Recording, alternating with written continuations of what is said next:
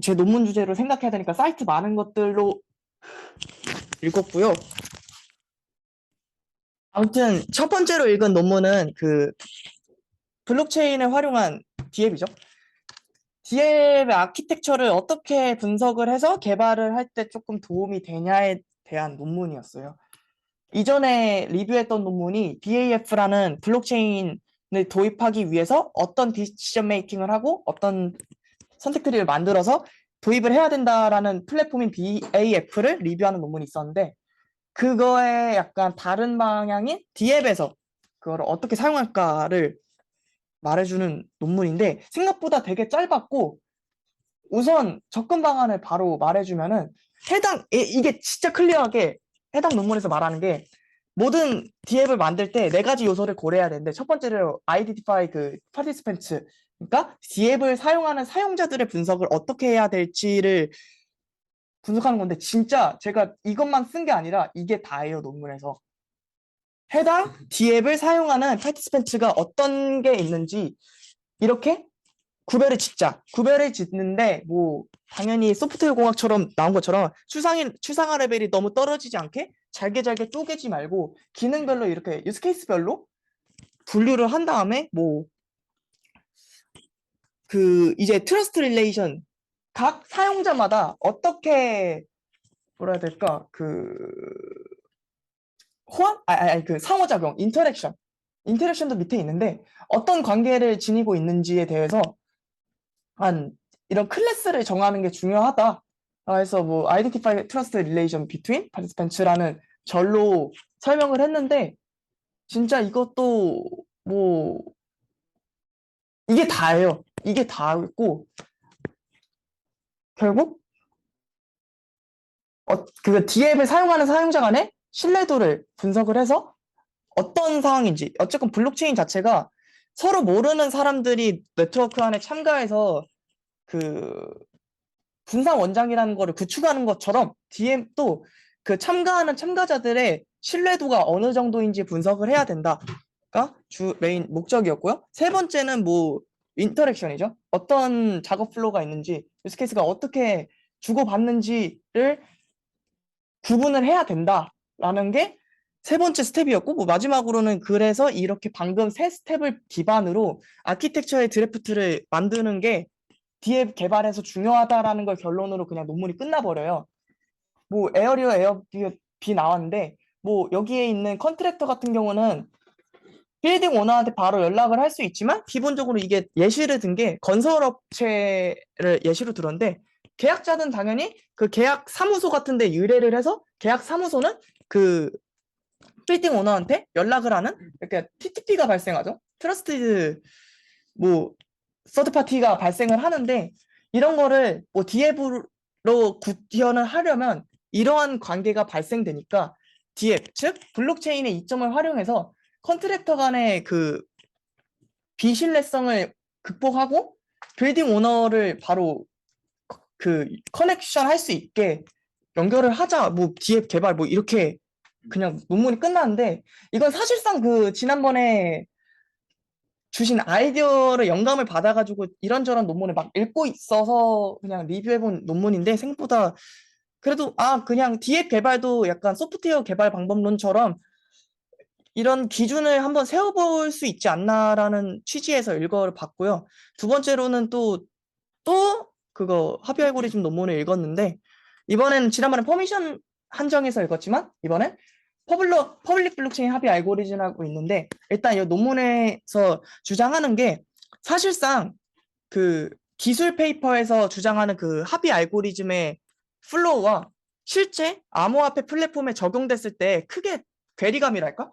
실제로 그대로 구현되지 않고 각각의 다르게 구현된다라는 것을 주장을 하면서, 실제 구현된 블록체인 플랫폼과 합의 알고리즘의 기술 적용이 어떻게 되는지, 이 갭을 메꾸는 게 중요하다. 이거를 좀 명확하게 알려주자라는 게 이 페이퍼의 주 목적이었고요. 뭐 주로 뭐 합의 알고리즘의 특징 분류를 뭐 먼저 알려주고, 합의 알고리즘들 메이저 이슈를 리뷰한 다음에 그 합의 알고리즘을 적용한 여러 가지의 합의 블록체인 플랫폼, 그러니까 암호화폐 플랫폼이죠.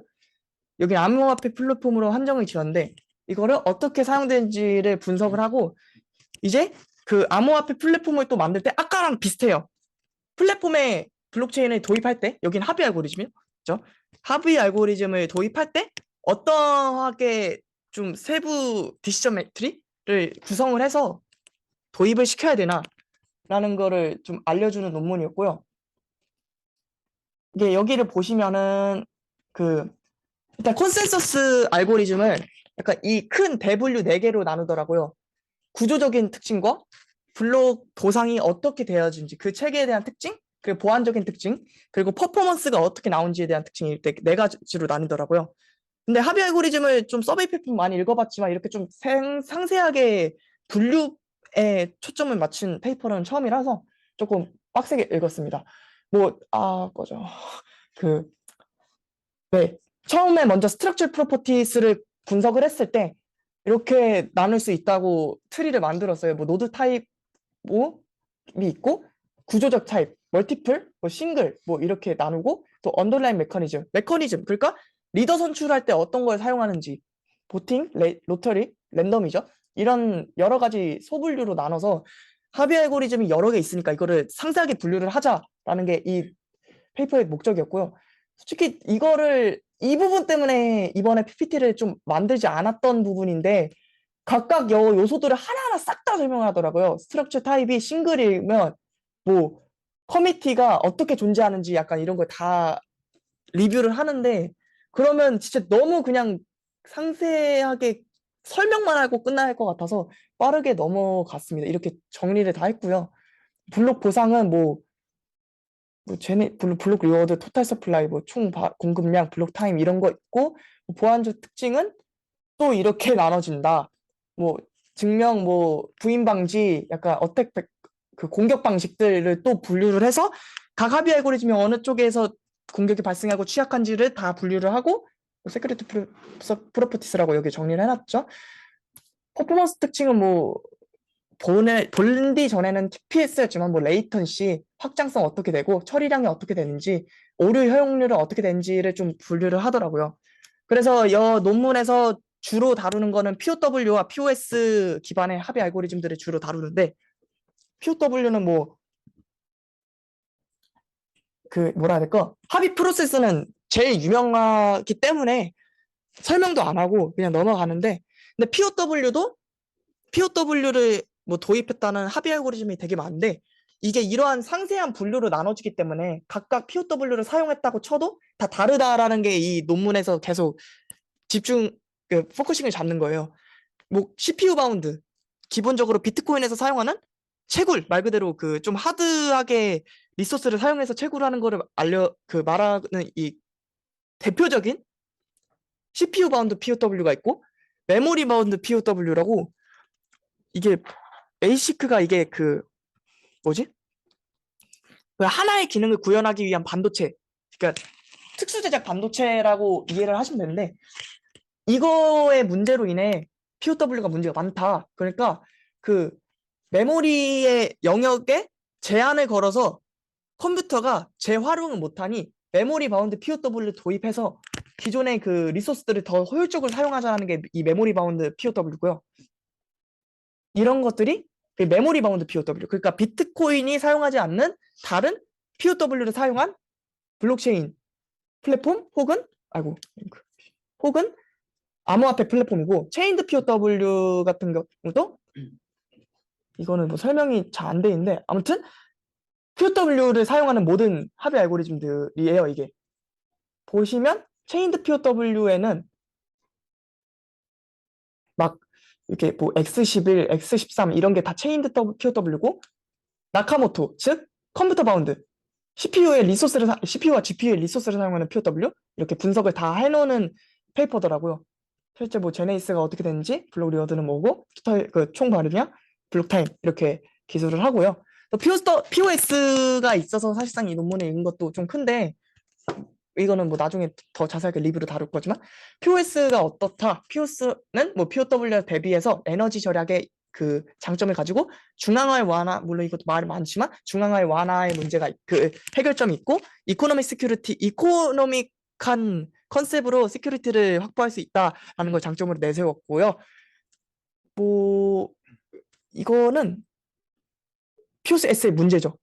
POS의 문제인데 뭐 IPO, ICO를 위한 프리마이닝에 발생할 수 있고 뭐 POW 때 발행 코인을 어떤 방식으로 스테이크 홀더한테 분산시킬지 아무튼 그 스테이크의 수를 가지고 합의를 진행하기 때문에 이거를 어떻게 분배할 것인지에 대한 문제점이 있고 뭐 보상 프로세스는 뭐 이렇다.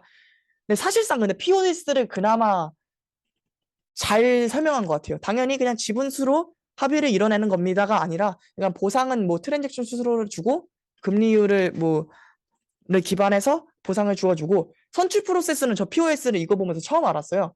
뭐 체인드 POS는 뭐 이거보다 약간 BFT를 사용하는 POS들이 있고 아무튼 POS를 일단 설명을 드리자면 이게 정리가 잘 안 되는데 스테이크 홀더들 있잖아요. 스테이크 홀더의 지분수에 기반해서 그 사람이 블록을 생성할 수 있는 권한을 주는 게 대표적인 POS의 컨셉인데 그 내부에는 당연히 그 스테이크 홀더들이 여러 명이 있을 것이고 스테이크 지분수에 따라서 블록 생성 확률이 높아지는 건 맞지만 POS의 각 그 합의 알고리즘마다 그 약간 확률적인 수학적 계산이 있대요. 그걸 통해서 당연히 그 지분 많은 사람이 블록 생성 이게 아니라 지분이 가지고 있으면 너가 블록을 생성할 확률이 높아지는 것을 좀 수학적으로 풀어서 그 알고리즘을 적용했다고 하는 게 이게 POS가 합의를 이루는 방식이더라고요. 그래서 근데 또 그 합의 방식에서는 POS, 체인드 POS라는 게 있고 이렇게 스테이크홀더 랜덤 셀렉션 이런 게 제가 방금 설명한 거죠. 그 BFT를 사용하는 POS가 있더라고요. 그러니까 저는 단순히 이 BFT 합의 알고리즘들이 약간 POW, POS와 아예 다른 건가라고 싶었는데 애초에 분산된 환경에서 합의를 이루는 게 BFT의 주 목적이기 때문에 이런 곳에 사용이 되더라고요. 아예 다른 건 줄 알았는데 이분법으로 봤는데 같이 보는 게 맞더라고요. 그래서 BFT를 사용하는 POS 기반 합의 알고리즘들이 제가 맨 처음에 연구실에 들어와서 봤던 텐더미트나 캐스퍼, 우르보로스, 하모니, 뭐 알고랜드도 이런 방식을 사용하고 있더라고 나와서 이런 거는 약간 새로운 좀 모르고 있던 영역을 알게 되었고요. 디포스는 이게 끝이에요. 발리데이터를 선출하는데 그 해서 위임자들 중에서 리더를 선출하고 블록을 생성하죠. 블록 생성에 성공하면 보상을 얻고 악의적인 행동을 하면 발리데이트 셋에서 제외된다라는 그냥 이것만 설명을 하더라고요. 디포스 합의 알고리즘은 뭐 이오스, 트론, 테저스, 뭐 리스크, 아크 이렇게들이 있다 설명했고요. POS의 한계는 아까도 말했지만 추가적으로 말하자면 그 스테이크 홀더 수가 적으면 52% 공격이 더 쉽게 일어나고 웰스 이펙트, 부의 쏠림인데 말 그대로 물론 확률적인 계산식을 넣었다 하지만 지분수가 많으면 많을수록 그 사람이 보상을 얻을 확률이 높아져서 부익부 빈익빈이 일어나는 게 POS의 단점이다. 뭐 늘상 하는 말이 나오고요. POS 분석은 좀 이렇게 좀 장황하게 그래프만 때려 박았는데 테이블만 아무튼 뭐 POS 아까 말했던 그 플랫폼들 중에서 뭐 BFT를 사용하는 게 뭐 아까 위에서 분류했던 텍스머니에 기반해서 이렇게 분류가 되고 뭐 센서십 리지스턴트 이건 보안적인 요소들을 보는 거죠. 그래 어택 벡터는 이런 게 가능하다. 가능한 방지가 가능한 것들이고 이클립스 어택은 방지가 안 되고 뭐 테이블 8 같은 경우는 에디셔널 어택 벡터. 그러니까 POS에서만 가능한 추가적인 공격 방식들에서 어떻게 대비를 할 수 있냐 각 방식마다 난 그걸 설명하고 테이블 9에서는 뭐 그 퍼포먼스가 뭐 수치적으로 처리량을 어떻게 측정했는지 모르지만 이렇게 폴트 토러런스를 이렇게 설명하고 스칼레피티리는 이 정도면 레이턴시 이 정도고 에너지 컨섭션이 이 정도다 하는 걸 설명하고 테이블 10에선 그 BFT 커런시스 카르다노 하모니 알고랜드가 어떻게 구성이 됐는지 테이블 나와 있고 뭐 디포스에서 뭐 아까 이오스 트론 이런 거 설명했는데 뭐 이렇게 구성이 된다라고 나왔어요. 그래서 이 논문이 또 뒤에도 더 있긴 한데 다 이렇게 끝나거든요. 각 플랫폼별로 이런 특징이 있습니다만 분석하다 끝났는데 근데 제가 초기에 알고만 있었던 약간 알고랜드, 이오스, 텐더민트가 사실상 이게 POS 기반인데 BFT를 사용하고 어떤 거는 뭐 딜리게이티드 뭐 POS를 사용하고 이런 거를 좀 파악할 수 있었고요. 확실하게 좀 생각이 잡힌 건 저는 그 1학기 때 랩장님한테 말씀드렸을 때 합의 알고리즘을 새로 개발할 거예요.